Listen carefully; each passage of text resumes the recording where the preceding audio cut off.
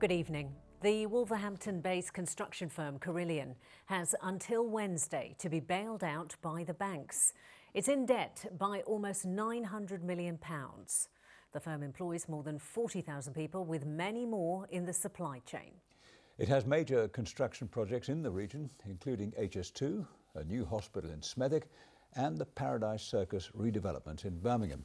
Well, tonight there's talk that the government might have to step in to bail it out, and it's a firm which is said to be too big to fail. Our business correspondent Mark Goff reports. This is the new Midland Metropolitan Hospital in Smethwick, a showpiece project for Carillion, due to open in 2019. It's also building a new development at Paradise Circus in Birmingham, and it's won contracts for HS2. But the firm is running out of cash. On Wednesday it'll go to its investors and banks to ask for more. The company, based in Wolverhampton, has a big order book, but it doesn't make massive profits, and it also has big debts.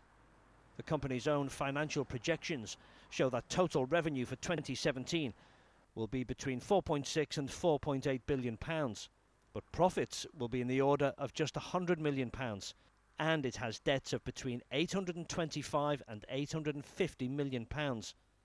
If the banks don't bail it out on Wednesday, the government might have to. With contracts like the new hospital and HS2 well underway, Carillion is seen by many as being too big to fail.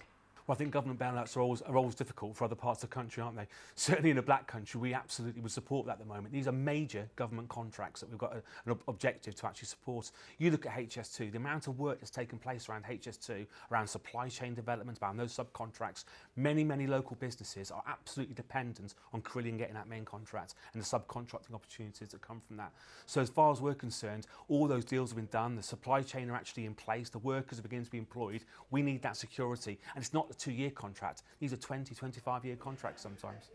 And they support dozens of companies and tens of thousands of jobs. Companies and jobs which must be saved. What we need is space to support both the workforce, if there are going to be job losses, to support those people to get new jobs, but most importantly around the supply chain. You know, if there's going to be new contractors they're working to, make sure they get those contracts and they can work well with those new contractors. But long term and the medium term, it's about supporting supply chain companies to adjust and to diversify, to make sure that if Carillion do have problems, it doesn't affect them as bad as it could do. The new hospital Carillion is building opens in 2 years. But in 2 days, the firm will know if it's facing an emergency of its own, a financial one. Mark Goff, ITV News, Wolverhampton.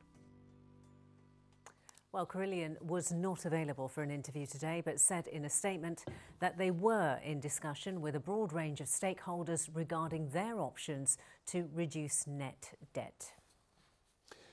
An inquest